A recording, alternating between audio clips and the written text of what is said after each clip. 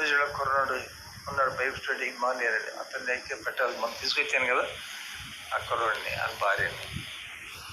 దాదాపు 10-15 ఏళ్ళ నుంచి ఉంటున్నాడు. ఎక్కడ? తరబీతిలో.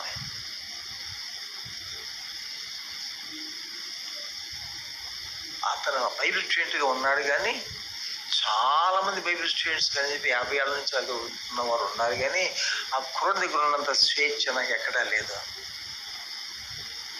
కానీ మిగిలిన కుర్రాడు చెట్టు ఎక్కరా అంటే ఏమో ఎక్కుతాడు, పడితే వాళ్ళ అమ్మోళ్ళు ఎలా రియాక్ట్ అవుతారు, బజారు పంపిస్తే నేను యాక్సిడెంట్ అయితే వాళ్ళు ఎలా రియాక్ట్ అవుతారు, ఇలాంటివన్నీ నా మైండ్లో పనిచేస్తాయి.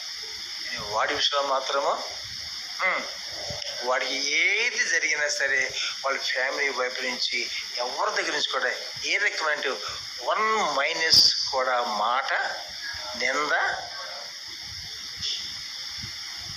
అలా అనుకున్న వారికే కొన్ని పనులు చెప్తాను నేను వాళ్ళకి. నేను అలాంటి పనులు కొన్ని చెప్పను.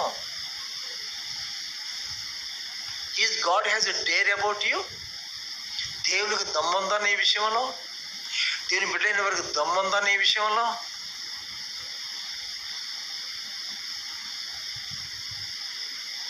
దమ్ము ఉండాలంటే కాన్ఫిడెన్స్, చెప్పండి, కాన్ఫిడెన్స్ ఉండాలంటే అది నీ గుడ్నెస్ మీద ఆధారపడి ఉంటుంది.